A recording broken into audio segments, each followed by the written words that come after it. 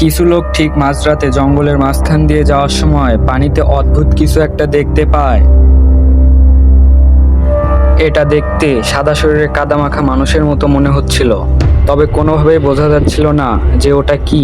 হয়তো ধারণা করা হয় জঙ্গলের কোনো পশু ছিল যেটা কাদায় পড়ে গিয়েছিল। 2020 সালের শুরুর দিকে মেক্সিকোর একদল গ্রামবাসী পানিতে মানুষের লাশের মতো কোনো কিছুকে ভেসে থাকতে দেখে।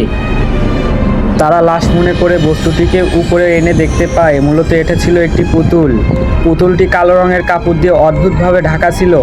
তার হাতের আঙুলগুলো ছিল আরও বেশি ভয়ঙ্কর। এটা দেখে গ্রামবাসী অনেক ভয় পেয়ে যায়। হয়তো এটা ছিল কালো জাদুতে ব্যবহৃত একটি অভিশপ্ত পুতুল, তাই তারা দ্রুত পুতুলটিকে পুড়িয়ে ফেলে।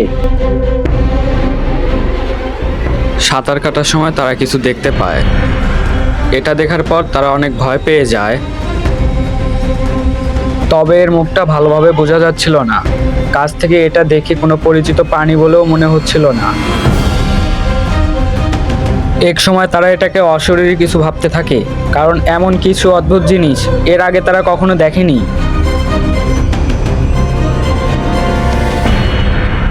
2021 সালে বিলবা শহরের বাসিন্দারা পানিতে অদ্ভুত মুখ দেখতে পায়।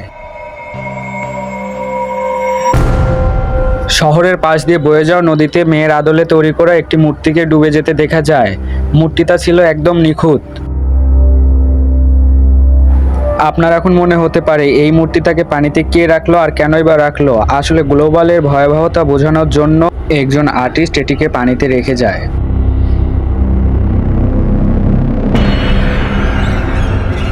নদীর শান্ত পানির গভীরে অনেক ভয়ঙ্কর পানি থাকতে পারে। যেমন 2017 সালে একজন ব্যক্তি ভয়ঙ্কর প্রাণীর ভিডিও করে। সে একটা বালতিতে পানি নিয়ে সেটিকে নদীতে ছুঁড়ে মারে। সঙ্গে সঙ্গে দেখতে পায় পানি নাড়াচাড়া শুরু করে দিছে। আসলে সেখানে কি ছিল, বড় মাছের ঝাঁক নাকি অন্য কিছু? এটা দেখার জন্য সেই ব্যক্তি আবারও পানিতে পানি ছুঁড়ে মারে। তবুও সে বুঝে উঠতে পারছিল না এখানে ভয়ঙ্কর জিনিসটা কি আসলে।